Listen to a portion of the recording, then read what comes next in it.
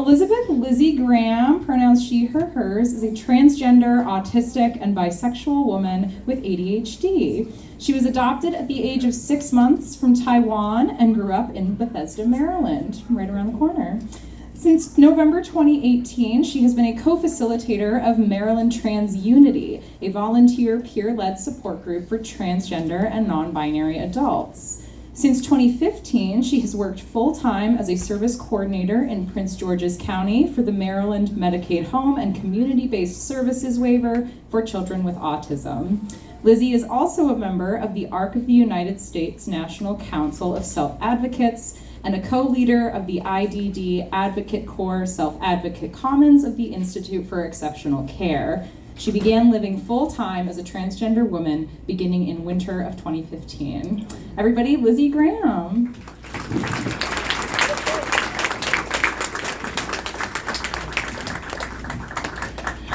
Thank you for that nice introduction. I'd also like to mention that about 10 years ago on Thursday, November 5th, 2015, was the day that I took my first doses of estradiol and spironolactone. So tonight I would like to highlight the intersection of being disabled and transgender, because we're not alone during these dystopian-like times. One thing I've learned about advocacy is it's intersectional. No one issue affects a single community. Developmental disabilities are most often diagnosed by the age of 21 years, and it's a broad spectrum of diverse and dynamic strengths and weaknesses that can change over time. Some common developmental disabilities include autism, ADHD, Down syndrome, intellectual disabilities, and learning disabilities, which is also another spectrum, just to name a few. There are more. And you all have had in-person interactions with people who are developmentally disabled and might not have realized it. And just like the LGBTQ community and identities, disability is not binary, it's dynamic. The LGBTQ community and disabled community, we have more in common than many may realize.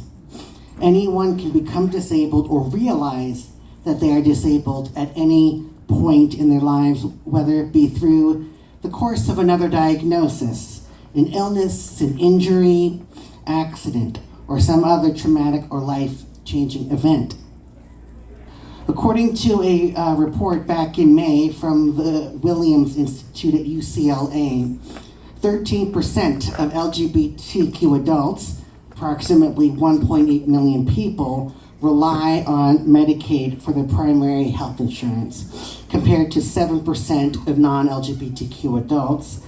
And for 180,000 transgender adults, Medicaid is the primary source of health insurance.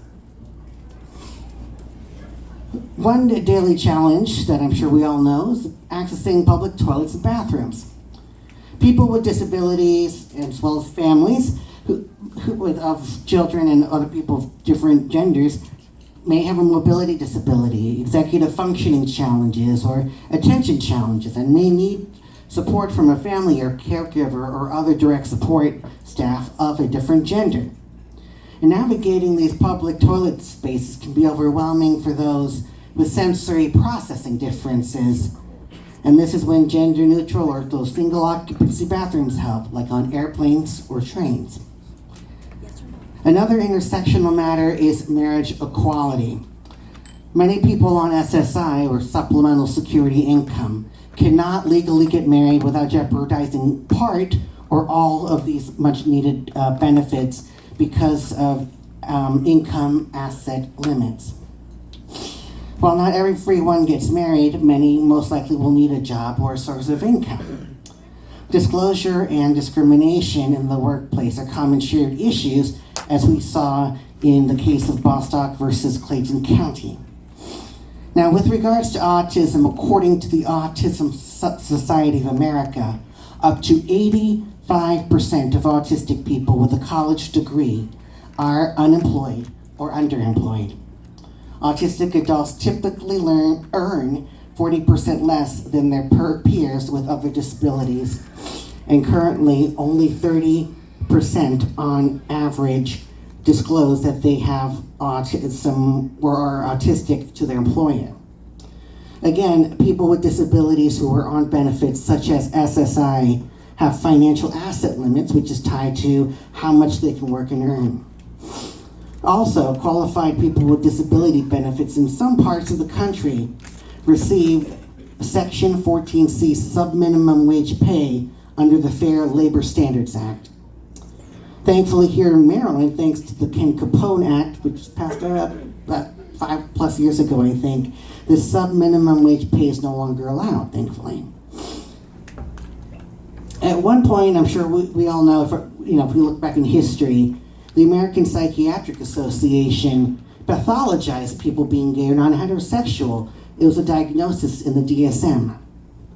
And I'm sure we've all heard of doctors or stories about doctors who create barriers for accessing gender-affirming care, thus pathologizing trans people. And in the disability field, there is still the harmful medical model of disability.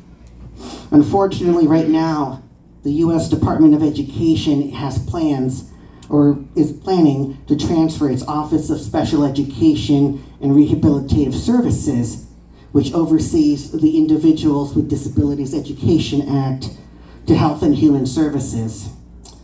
And this move will promote further stigma for students and people with disabilities. Psychologist Dr. Ivar Lovas not only developed conversion therapy, but he also developed applied behavior analysis, which aims historically to get autistic people to not behave in an autistic manner rather than focusing on necessary life skills. But ABA therapy has evolved, and some autistic people themselves have entered the profession. And as I pointed out tonight, the LGBTQ and disability communities, we collectively have faced and continue to face discrimination and stigma in public places, with marriage and in employment. In the disability self-advocate community, we have a saying, nothing about us without us. And I've heard it said that if we are not at the table with the leaders, we are on their menu. Well, if I was on the menu, all they would get from me is a cold shoulder. But in all seriousness, I hope that both of our communities can come together and continue collaborative advocacy for equality and equity. Now, regardless of what happens, no matter how many achievements, milestones, or even setbacks we will face as a community, the need for our advocacy and activism will never stop, but how we go about it may change. With collaboration comes resilience. Now, we as a collective community will get through these tough times. History has shown that, but not alone. We have to make sure there's nothing about us without us, because we can't go back and we won't go back. Thank you.